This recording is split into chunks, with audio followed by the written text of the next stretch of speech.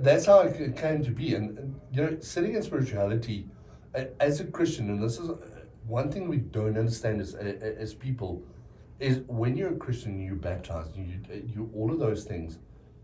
Whatever you put out in the world is what you're going to get back. Newton's third law says for every action is equal and opposite reaction. Now, I take it not in the scientific sense. I take it in the sense that, it's almost like a spiritual law. Whatever you put out there, the Bible says to us very clearly, your tongue has got it's how sharp. Exactly, life or death. Life or death. And it's a scenario of, okay, great.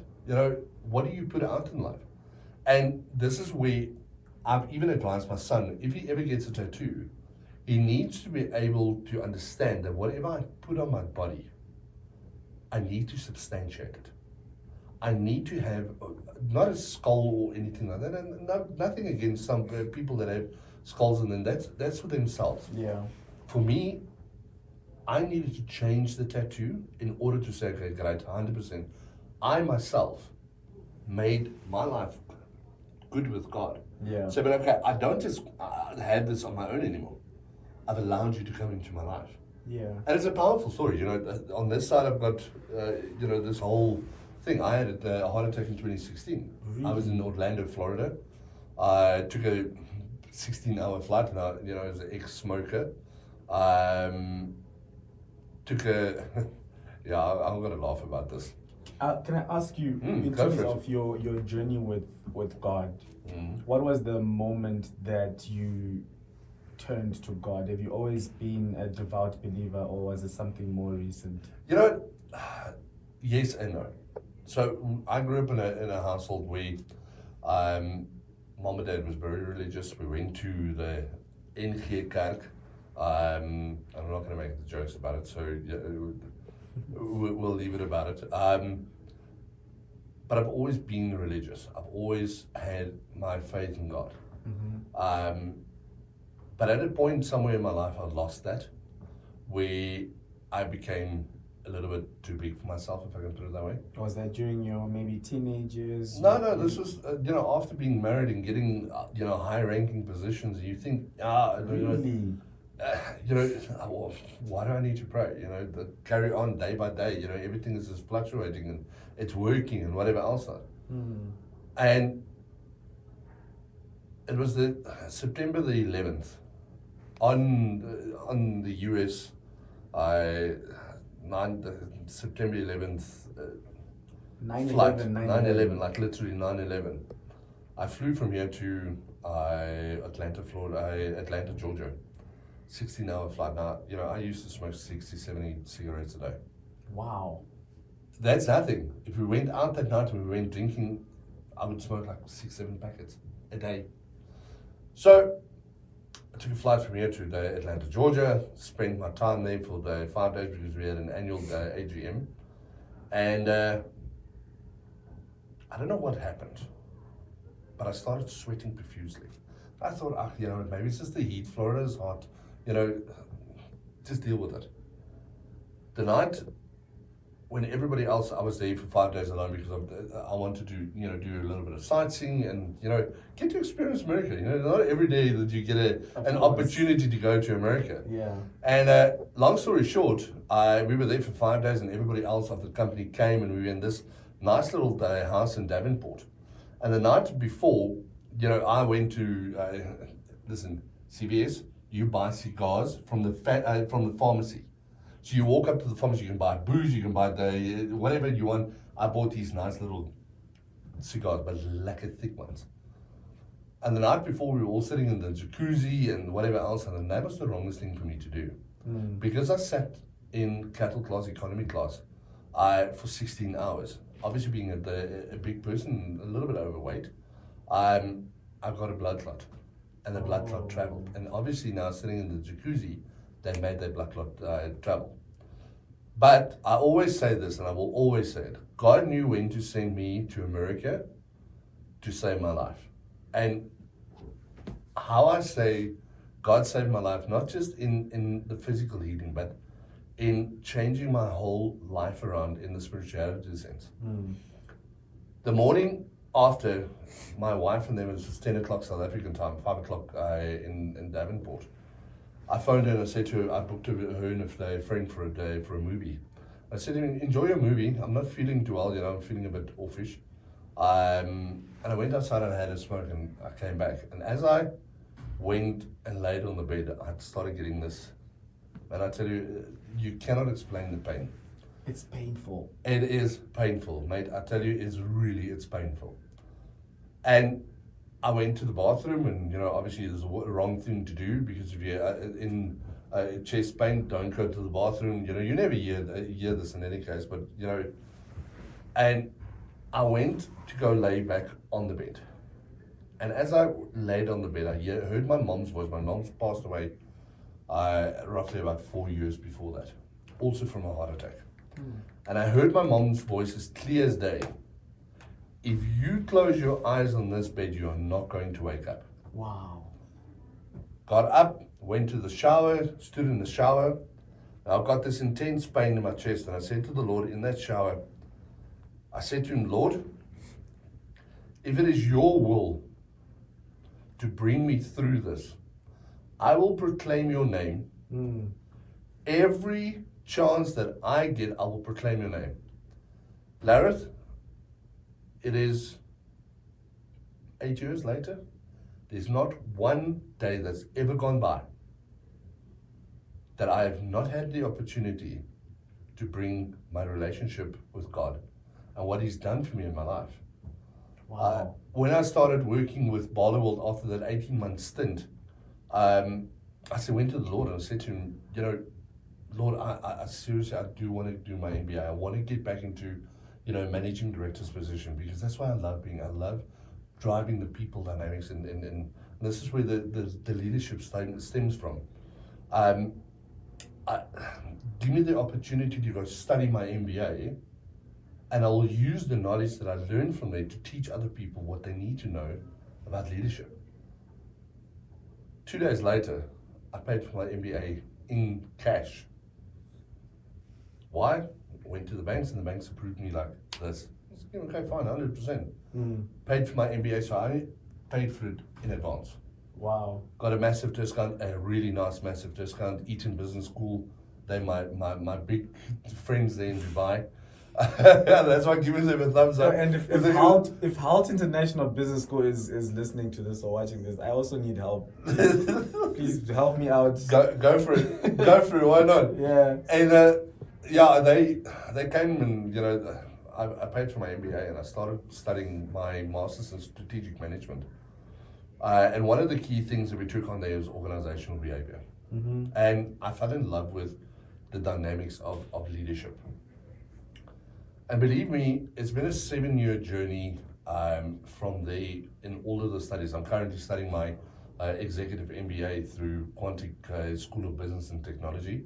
Also, thumbs up to you guys. I actually got a full scholarship through there. Well, and please tell me how, if someone is looking for a full scholarship to study, where do they start? Where do you look? Well, I can tell you, number one, look at Quantic Business School, School of Business and Technology. They do offer scholarships, sometimes not full scholarships, partial scholarship. But what you need to do is you need to look and do your research 100% perfect. I've been trying to apply with Quantic for the latter part of about 8 years to do my MBA. And eventually, it came to a point where, I applied again, and I think it was after 2 years that I haven't applied with them.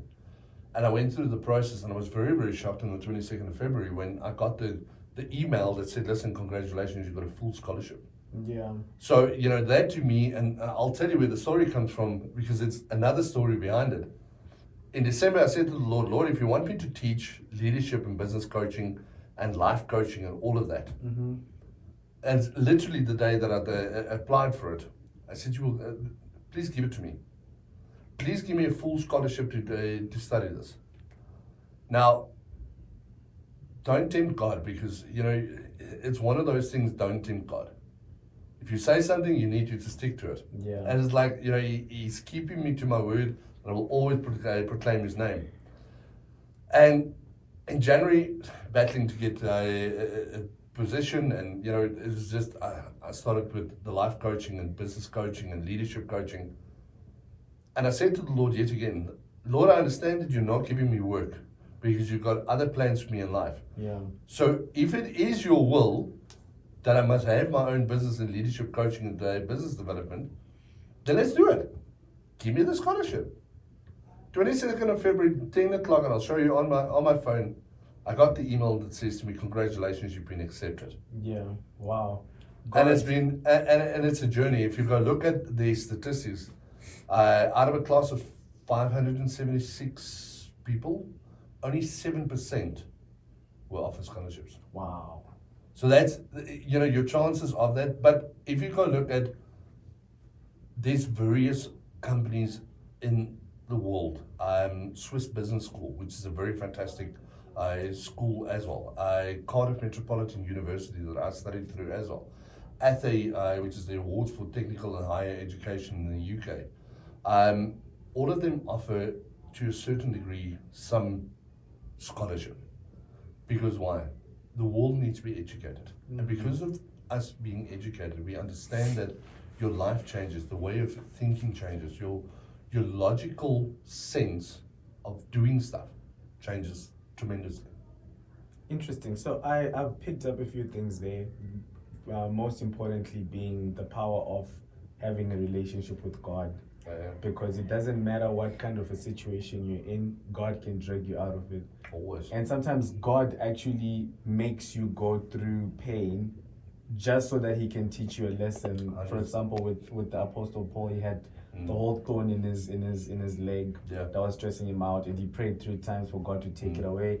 And God was like, nope, my strength is made perfect in your weakness. 100%, yeah. Yeah, so it's so important for us humans to lean into the power of God. 100%. Yeah. And to add on to that, people say that, God will never put you through trials and tribulations. He does. He does. I watched a profound movie last night, Born Again, on Amazon Prime. And it's a New Zealand, Australian-based film. And it goes about the story of Job. But it's put in a modern-day context where this guy loses everything. And he goes through so much hardship that they actually call it the Job test. And a lot of us need to go through that Job test in our lives in order to decide, am I fully with God or am I against God? And one of the key things that, in the beginning, one of the guys, I think his name is Gary, says to the main actor, it's God's plan. And through this guy was just fighting, every time that they as everything goes wrong, every time they say, but it's God's plan. And eventually when he started picking up the Bible and he read the story of Job, and he started changing his life, you could see that everything else is changing. Now, sometimes movies are portrayed because it's someone's imagination that they're putting in there, or a story that they want to tell. But what I took about the movie last night is, it's all God's plan. Whatever we do in life, I can walk out here, I can walk across the road. I can fall over and die. Yeah, that's not my plan. It's God's plan. Mm-hmm. And when we can see that, we understand that God's plan is God's plan, then we sit with that scenario of, okay, great, He can work through us. And that is where the key thing is. If you're acceptable or susceptible enough that God can come into you. Sunday, I go to Elohim Church in Meyersdal, and we were ready for this whole service and whatever else not, and yeah. The next moment, the pastor just prayed and said, Lord, if it's your will, let the Holy Spirit take over. We sat there for an hour in a deliverance service where I've never seen a whole church get up and be prayed for. A whole church. And I'm a big person, I'm very hard-skinned sometimes. And I stood there, and this lady came to pray for me. And you can say what you want, it just, tears flowed. Wow. You feel that warmth and that love of God. And coming back to what you asked earlier, because I was brought up with a Christian home, if I can put it that way, you understand what God does for you. But when you walk away, it's like the forsaken child that comes back. Yeah. And he opens you with arms, and he puts you through the tribulations, and he puts you into those situations where you know yourself that I could have not gone through here if it wasn't for God. It's profound if you look at it, and you'll most probably when you listen to the recording afterwards, it will be, it's my testimony. And my testimony, I made a promise, and I will proclaim that name, and I will proclaim what God has done for me in my life. Yeah. Because it might not just be inspiring for you, but it might be inspiring for how many people out there. Yeah. That perseverance in God and faith in God. It's worth it. It's worth it. Yeah. You just need to follow the process, God's plan. Yeah. So it's very important to deal with that. But yeah, it's so joyful. The name above all names, the name of Jesus Christ. Amen. I would say, hands down, non-negotiably, I don't even want to hear any sort of conversation, the greatest leader to ever walk the earth. Always. He had no army, but 100%. they wanted to make him a king. 100%. He had no degrees or educational, but everyone called him rabbi. 100%. What are some of the leadership characteristics of Jesus Christ that you wish a lot more leaders had? That's a very good question, and one needs to be very careful in how you analyze Jesus. What we are told in the Bible is made perfect in God's word. But if I had to open up and reading the Bible, I think one of the key characteristics is empathy. Empathy. Jesus had a lot of empathy for a lot of people. Yes, he was stern in a lot of things that he did, especially when he walked into the synagogue and he threw the tables over of the taxmen. Yeah. We had so much compassion of the laws that was put in place that he said to one of his disciples, go to the river, catch a fish, and take the coins out of the fish's mouth and pay the taxes that needs to be paid. Can you imagine that? It's like, dude, it's like, how do you do that? Yeah. And Jesus was a leader of so much compassion, so much love, that wherever he went, how many beggars walked up to him? And his disciples said, whoa, let's not, don't disturb the rabbi. But what did Jesus do? He opened up his arms. And that's what a lot of leaders today can do as well. I'm not saying, yes, 100% allow your staff to walk over you, but have that opportunity to say, but okay, I hear what you're going through, but how do I change what you're doing by me teaching you? Because that was Jesus was. Jesus, Yeshua of Nazareth, was the biggest teacher in the world. Yeah. Why? Because he would show you the way. Jesus says, I'm the way, the path, the way, the truth, and the life. 100%. So that is the key thing that we need to understand. That if we bring Christianity in with leadership, and we stand on our foundations of what God has taught us, especially in the New Testament, and you empathize and sympathize with people to get, yes, I'll bring in a concept of situational leadership. Situational leadership is not a farce or one of the hoo-ha, boo-ha stuff. It's something that is really important. Can you explain situational leadership? Sure. Yeah. So situational leadership is your ability as a leader to understand when you are a transformative leader, when you need to be a transactional leader, when you need to be an authoritarian. Okay, so let's go back a little bit because I'm worried about the some people might be listening in this and you're saying, what is transformational? What are all these? So what are the types of leadership? So very good question. It's interesting.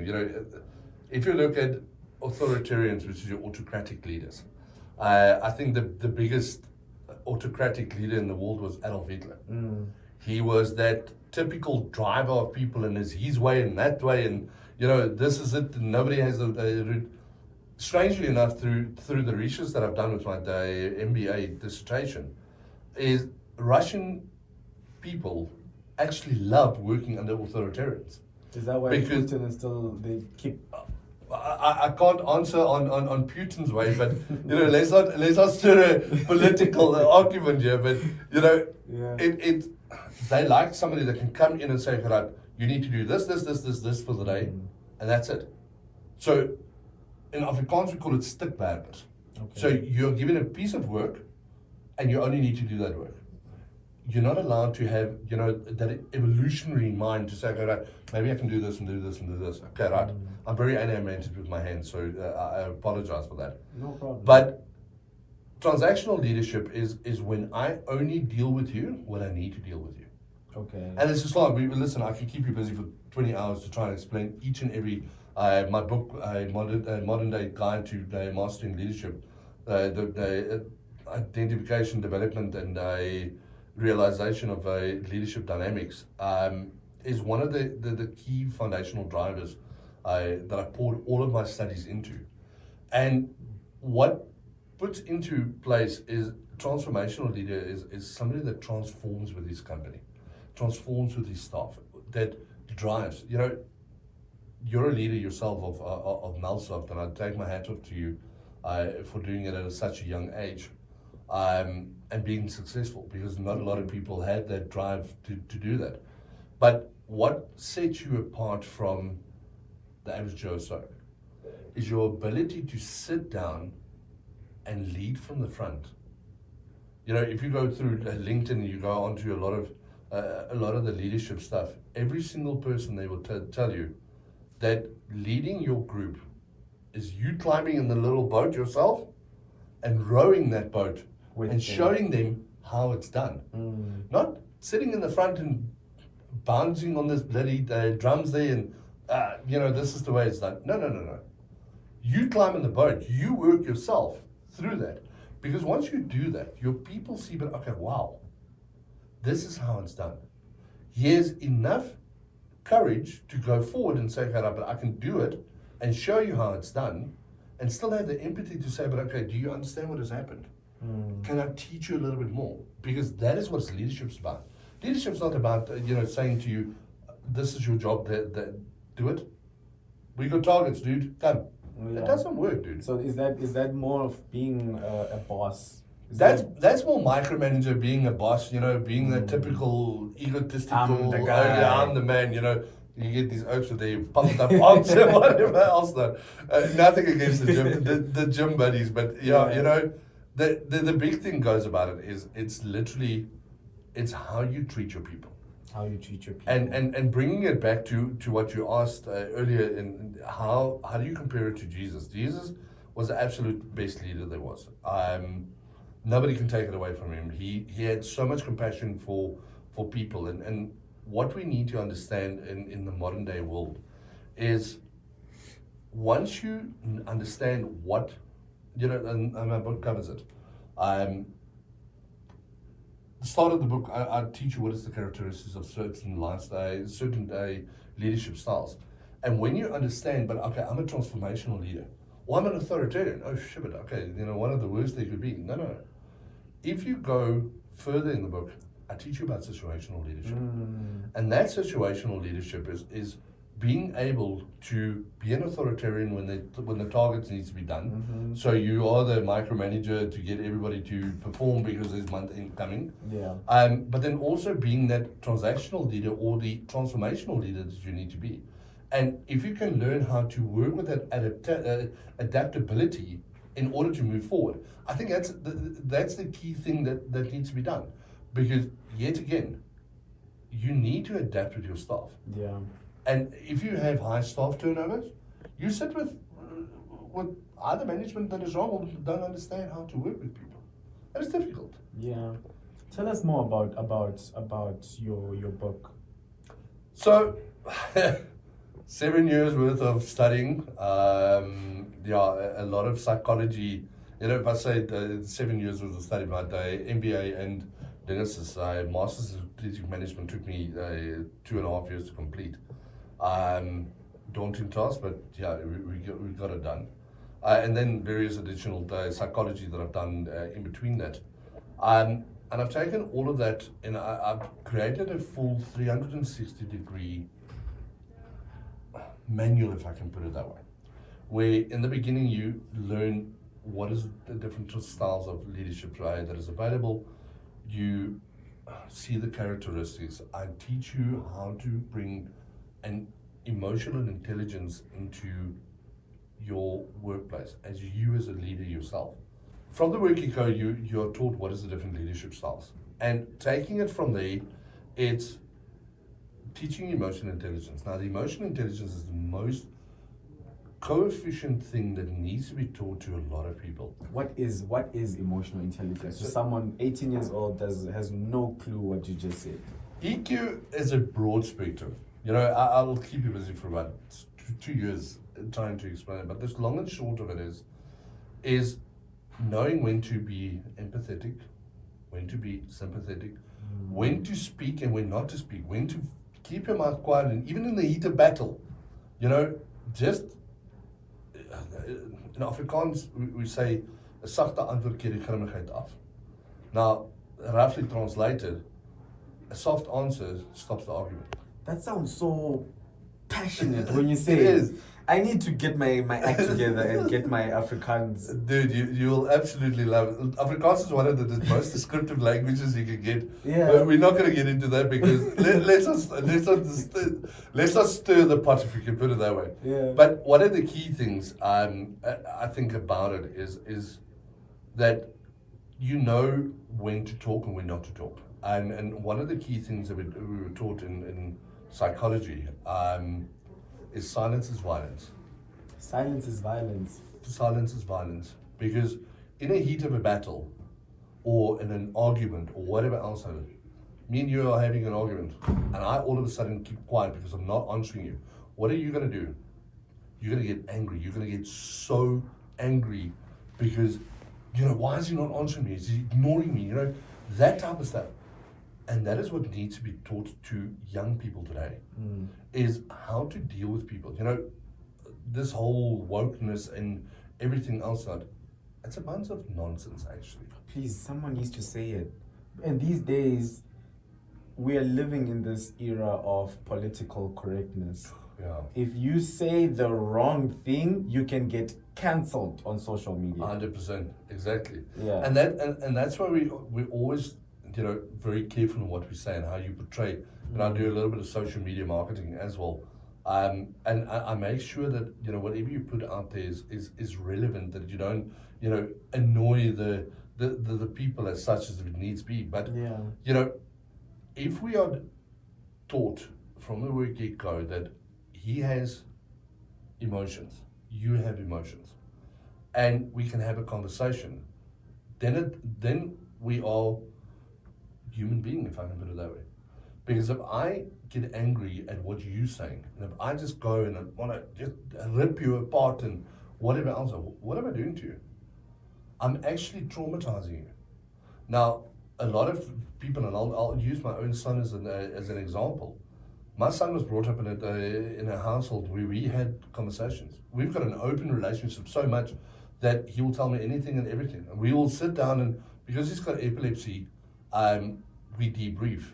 And the debriefing is literally a scenario of we sit down and we have a conversation. It's like sitting with a psychologist, it's open kettles. If he wants to throw a swear word, I clench my eyes and just look past it. But it allows him to talk about it. And when we talk about it, it's bringing the emotional intelligence in, because I understand what my emotions is. I understand how to portray my emotions to other people so that they themselves don't get hurt in the process.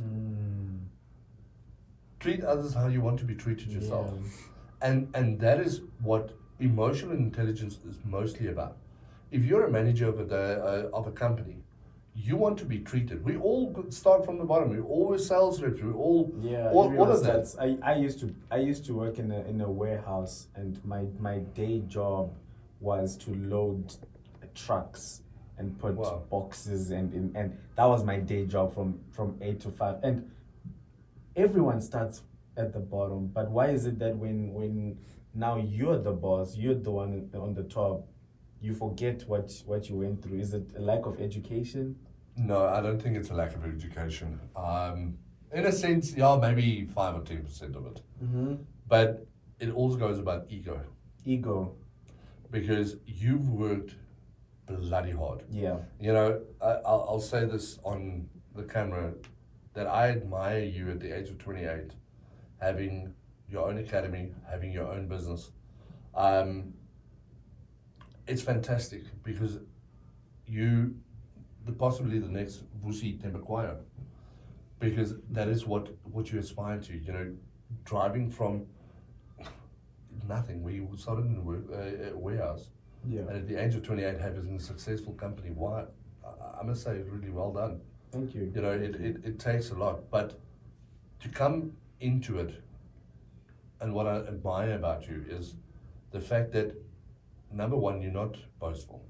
You are just a happy-go-lucky guy that does what needs to be done and get it sorted. Your faith is fantastic. Your love for people is fantastic. I think your vision in life is absolutely where it needs to be. Peter, you're gonna make me cry. It's about to make me cry. But it comes down to, you know, you've known the scenario of what it is to start from the bottom. And then why I'm telling you a story about it is when you get to the top, you forget about all the hardship and aches and whatever else that you went through. Why? Because you're entitled. I've made it. Nobody can tell me nonsense. Dude, I can tell you, I at the age of 36 started studying. And I was windgat enough to say this, and I will say I'm windgat enough to have said this. Windgat, you know what windgat is? No. When you're arrogant. Okay. Okay, that means windgat. Okay. You're this flippin' arrogant little boy that thinks you know everything. And I've always said to everybody, I can do everything that a guy with an MBA does. Oh yeah, right. Go study your MBA. Go get taught the finer things of how to do business accounting. Like for instance now, with Quanti, we're doing accounting. Oh, that's all I can do. Me and accounting is not the best of friends, but you know, what we've delved so deep into this was absolutely eye-opening. And I think this is where a lot of that needs to come back in, where you understand that you were also there and you want to be treated the same way now as what you want to treat your people. So if you go and say, okay, 100%, I myself want to treat my staff like they're nothing. That stems back from the emotional trauma that you had when you worked for a company. And it's not our choice, but it must become compulsive. And, you know, I think the right word I'm looking for is, and I'm thinking of a constant day, you need to cut the session out, I'll get to it now. It needs to become compulsory for us. You can edit that section. I'll say it again. We need to become compulsory to teach other people how to deal with people. Why? Because if we take the younger generation, we talk from 18 to 25, or 28 yourself as well, you guys are the next leaders of the world. I'm 42. I've got maybe, if God willing, another 60 to 100 years on this planet. Oh, that's... which I hope, but I mean, God does perform miracles, so we can't discount. So if it is that I'm allowed to still be here for 60 years, you guys are going to be our next leaders. And the guys behind it, and this is where successional planning comes in, and this is where all of the niceties come in of what we were taught. You know, I worked for my dad, and I'll tell you the story. My dad had a building materials place in Alberton.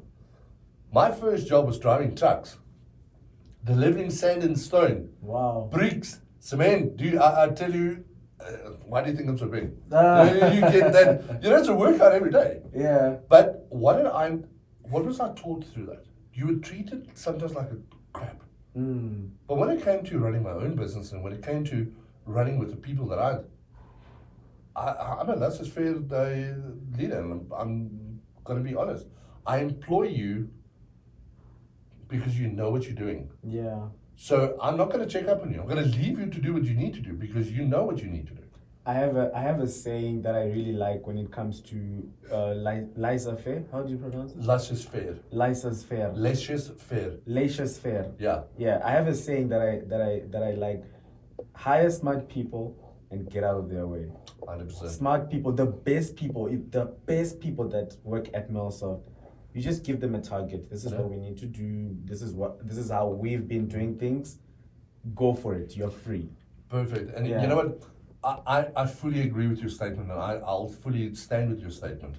I think one of the key things that we need to understand as people is when you hire someone with a qualification, when you hire someone with that knowledge, like our little camera guy sitting behind the camera there, he absolutely knows everything that he knows. You don't need to go teach him something. But what you can teach them is how to deal with people, how to deal with all of those things. So, and that to me, I've always employed somebody.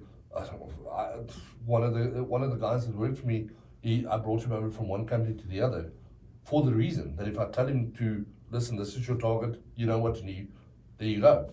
And that's the type of people that I work with, and that's what I try and instill in people as well, is if I can teach you how to do what you need to do and draw that from the teachings and teach other people, what's going to stop you? Nothing's going to stop you. Yeah.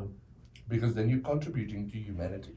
You're not just contributing to, I'm a billionaire and then that's it. No, dude. Money doesn't always mean everything. Yeah. But what does mean everything is the fact that me and you can instill, why did Aristotle write all of his stuff? Why did he write it down in stone for future generations today? We can name them. How many of those Roman guys can you? 100%. Yeah. Why? Why did he put that knowledge down? A simple fact of the matter is because he knew that if you instilled that information and that knowledge into people, eventually knowledge will lead into wisdom. And if you pray for wisdom, God will give you wisdom. Yes. Sometimes it takes you through a journey to get your wisdom, but that is what the important thing of it is. So it's all about how you treat people. It's all about how you take stuff on.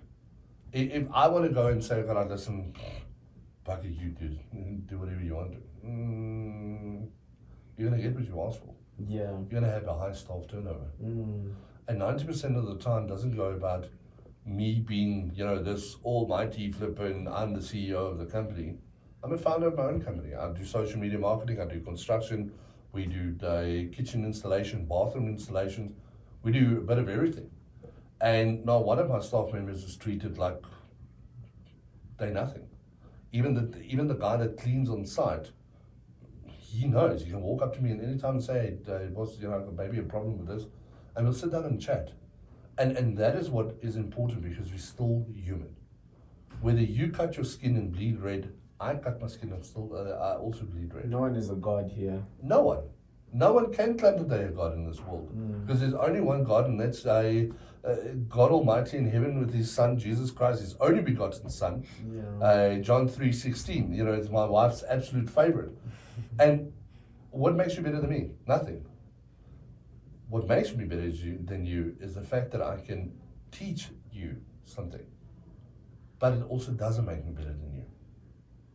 Because I'm still just a human being that was taught something through life.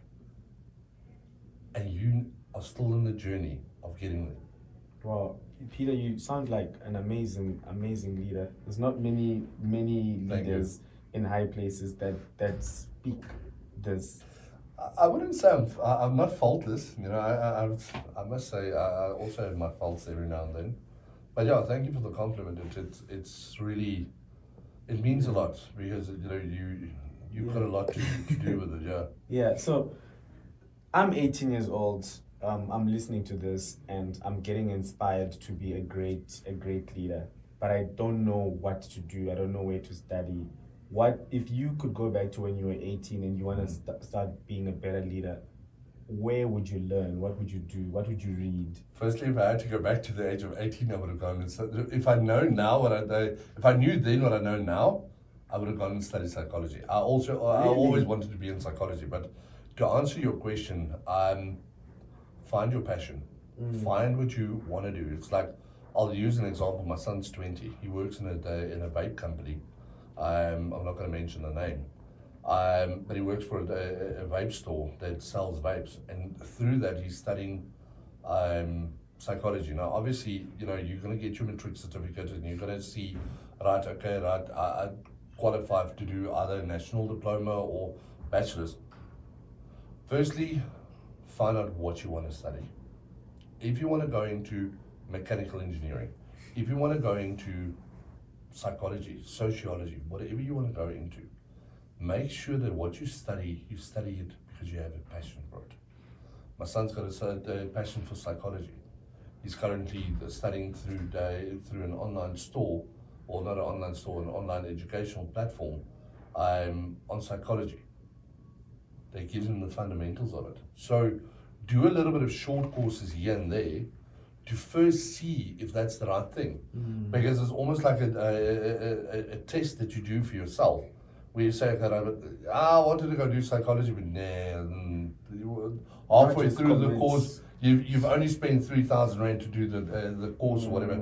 First find that passion and find something that you want to do. If you know what you want to do, by all means, go for it. Yeah. And I'll give you the big thumbs up and say, great, go apply to VITS or whoever else. But when you go and apply for a certain degree, look at what, and I'll tell you a story. Someone I know had a mechanical engineering degree, and he went over to the Netherlands.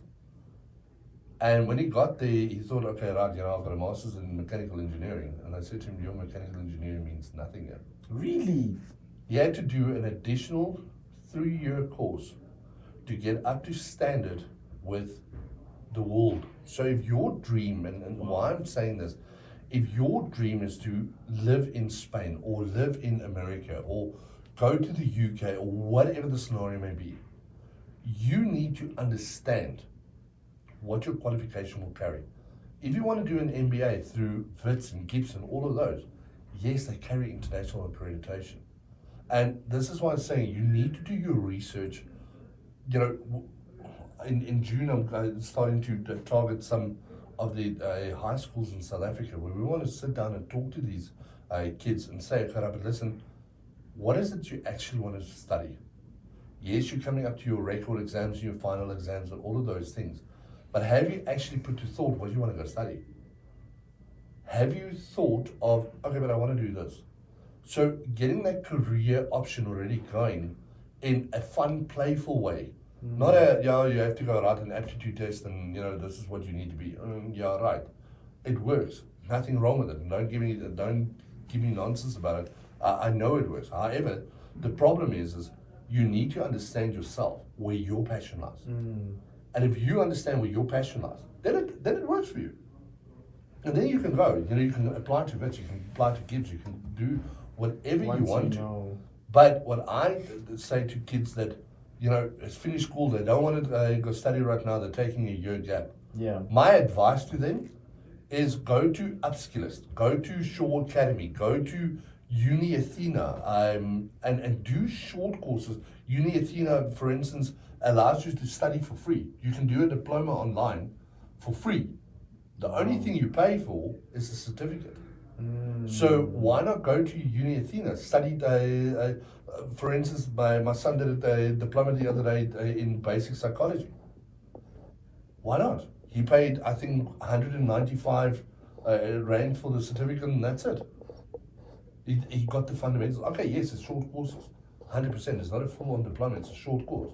But the short course teaches you, okay, but listen, I want to go do that. Exactly. And I always say this also to people that have just, especially matriculants that's just finished, Because when you're a matriculant, you're 17 years old, 18 years old. You don't even know what you want to do. Exactly. The worst thing you can do as a matriculant is go and enroll for a 4-year program in something you're clueless about 100%. and take student loan debt and all these 100%. things. And student loans are hectic, dude. Yeah. You know, the repayments on those are hectic. So, yeah, I think what you're saying is true. You know, and to bring it back to what I said, if you are unsure of what you want to study, and you want to get to that point where you say, okay, but you know, I'll think of it in a year's time. Look at something like a short course. Do a short course. It takes you 6 to 8 weeks to do it, or maybe 12 weeks to do it. By all means. But if it's not something that you didn't want to do, you've only spent 3,000 Rand, you got a diploma out of it. And if it does become the passion that you want to study into, then you go all out. Then you go all out. Then you go kiss it, to push it to the limits, and you know, kiss its butt and make it work, and whatever else that you want to call it. Yeah. So it's a decision of where you want to go with that. Okay, all right. So we touched a little bit on successional planning, and I want us to just dive into that a little bit more. Mm-hmm. One of the greatest leaders ever in football is Sir Alex Ferguson. He's got 26 years at Man United. He won everything over and over and over again. But his biggest failure is succession planning, because yes, he chose David Moyes. He didn't last. The other people came in. No one lasts at Man United because there was no proper succession plan. Right. What can organizations do to make sure that something like that doesn't happen in their own companies? You know, I think it's a very interesting topic you're touching on. And you know, successional planning is one of the most important things that ever needs to happen in a company. Sometimes you, and let's tell a story about it.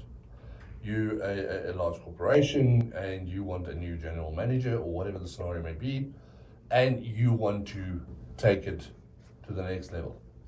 But instead of looking at the staff that is inside your own company, you go and employ an outside person that has nothing to know about your culture of the company, that has got nothing to know about your product, that only there to be a driver.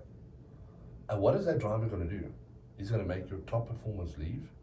He's going to destroy your company, and then 2 years down the line, you're going to need to fire this out because now your business is in shambles.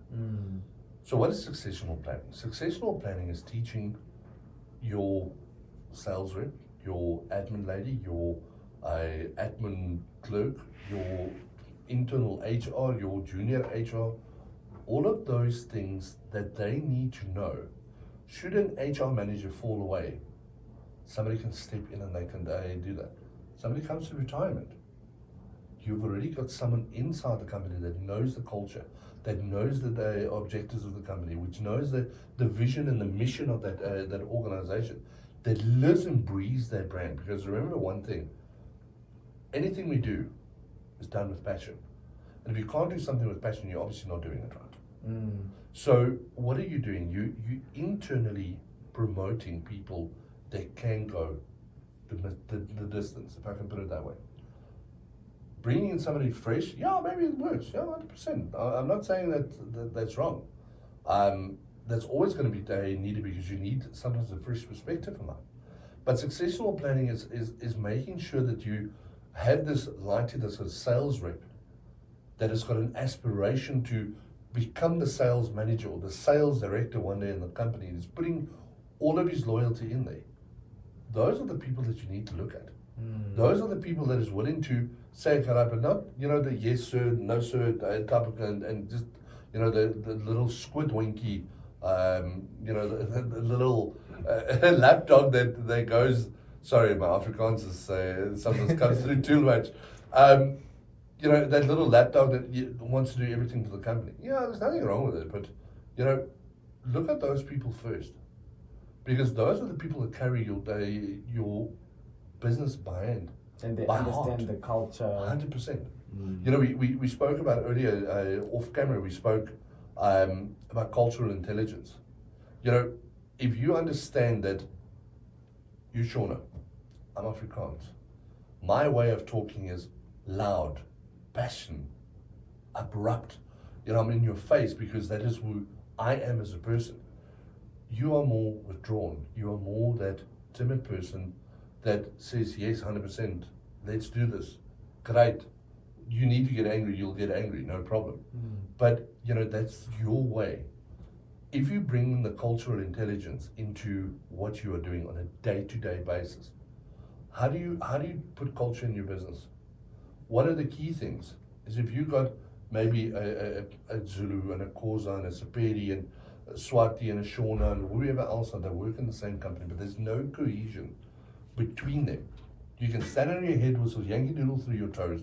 You are not going to have a culture that is geared for positive growth. But now you allow the guys to sit and eat together. They drink together. They laugh together. They go outside and have a smoke or vape or whatever they do. That builds culture.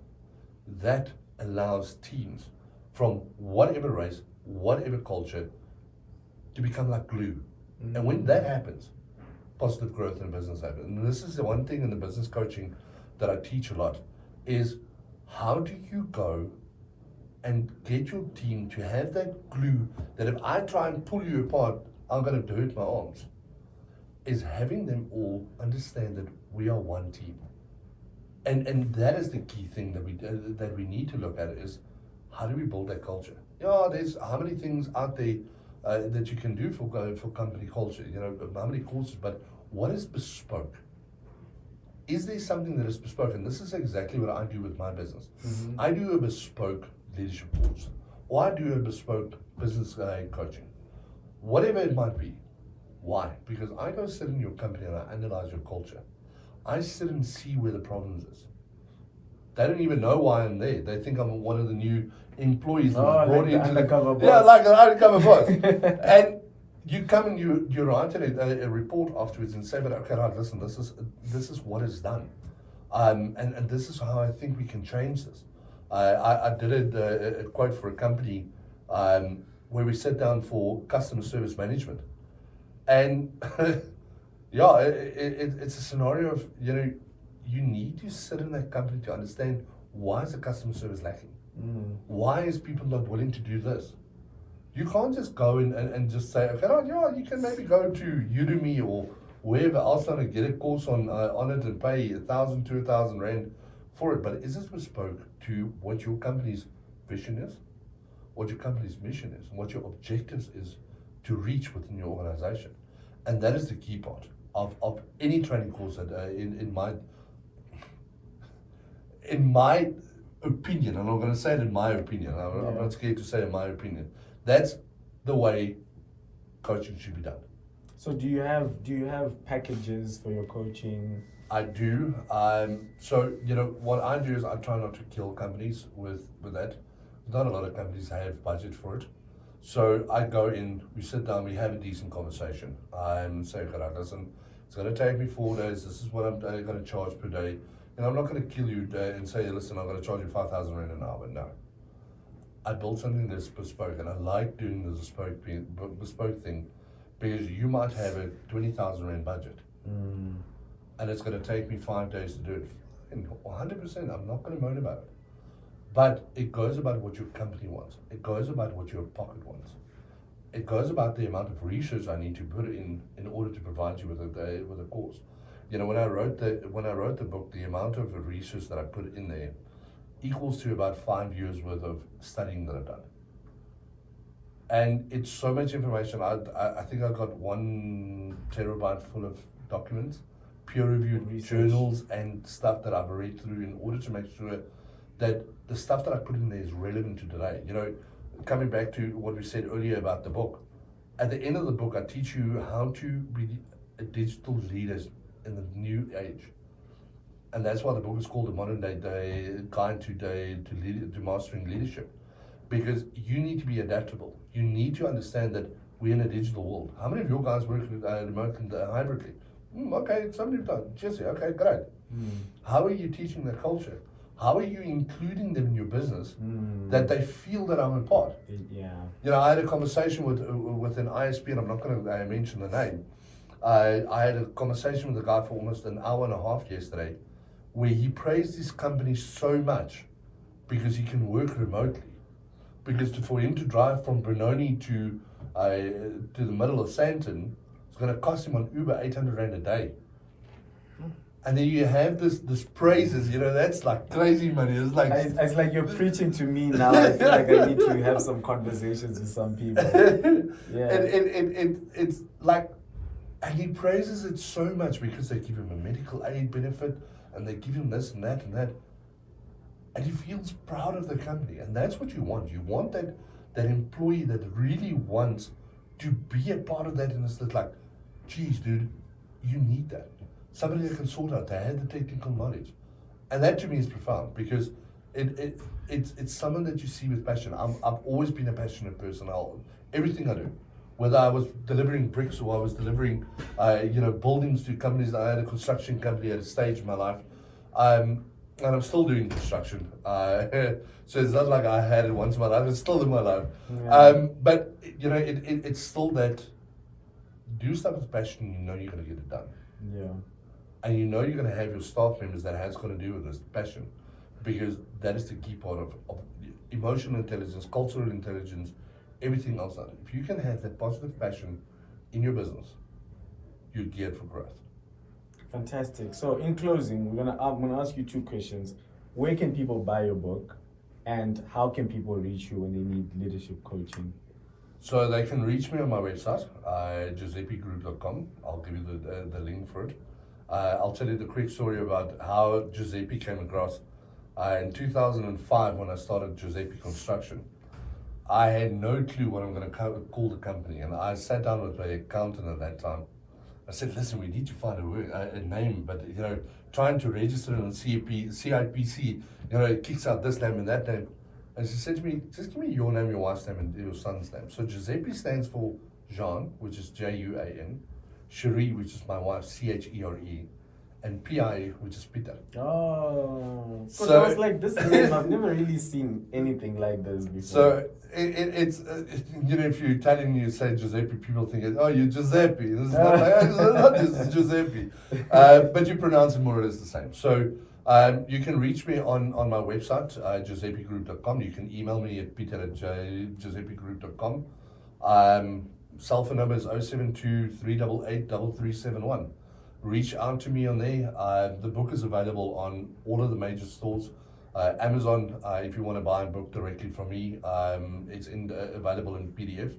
We're waiting for the books to be printed still. There's about 1,000 that we ordered, so they will take about another month before they're done. Because it's 457 pages, so it's quite a you have to condense 1 terabyte into. Yeah, listen, it's 90,278 words. Wow. Yeah, believe me, it was fun to write that book. When I was done, it's like, then you still need to go edit it, and that took about another 6 months, but they can reach out to me. It's available on Amazon, it's available on Kobo, everywhere. If you look for the name, and I'll give you the full description of the name, they can pick it up from there. If you want to buy the book from me directly, I charge 200 Rand for the book. Reach out to me, I'll send it to you. I'll even dedicate it to you. Just give me the name you want to put on there, and we're done with it, and just take it from there. But it's my life's passion, and I'm busy writing another book that I've started already. There was a time in my life that I was sat without work, and that emotion and feelings that you sat with was so profound that you get rejections, and how do you deal with the rejections, and how do you deal with X, Y, and Z? And it's a scenario of, okay, great, how can I teach people to deal with that rejection? And that's important. So is it? It's time. 2:00. Oh. Okay. Please tell them 5 minutes. I'll be there. Okay, should Laura take over for now? No, the presentation. Yeah. Okay. Just 5 minutes. I'll be there. Okay. So we're almost done. Oh my word! What happened to the time? Yeah, no, I tell you, we were talking so lucky. But reach out to me on the book. I see it is available on takealot.com for like $1,000. They could rather come to me and buy the book digitally from me if they need any questions. I'm actually transforming the book into a 8-month course. I'm taking every segment of the 8 segments in the book and teaching you, putting you through a course itself, where you can identify yourself and which characteristics and how do you work through there. And, those stuff can be sent directly back to me. And, it's all inclusiveness in what I put in. So more than welcome, they can reach out to me on my website. They can reach out to me on WhatsApp, on the number that I've given, and email. By all means, I'll send a copy of the book.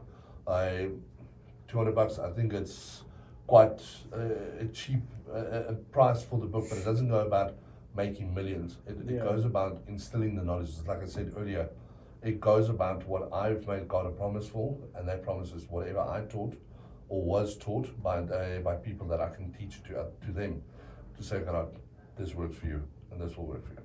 Fantastic. Thank you so much, guys. It's been an absolute pleasure. We've learned a lot in this, especially when it comes to leadership and how to be a better leader. Firstly, you need high emotional intelligence as a leader. You have to have empathy. You have to put yourself in the shoes of the person that you are leading, right? Fantastic. You need to be like Jesus Christ, the best, greatest leader ever. Just read the Bible and do unto others what you would have them do unto you. Yeah. Once you become a leader, you need to be situational. Don't just be, I let people do whatever they want. Don't do that all the time. Yeah. You have to adjust. You have to adjust based on the specific situation. Today, 100%. you guys missed your targets. I'm not happy. Let's do what needs to be done. Without being a micromanager. Without being a micromanager. Exactly, yeah. Yeah. So, I think in closing from my side, thank you once again for the opportunity to sit down with you and the listeners and viewers on this. It's right for what you said. Situational leadership is one of the key components that we need in life. Because you need to know when to be the warrior. You need to know when to be the beloved. You need to know when to be the compassionate friend. And you need to know how to be the driver of your business.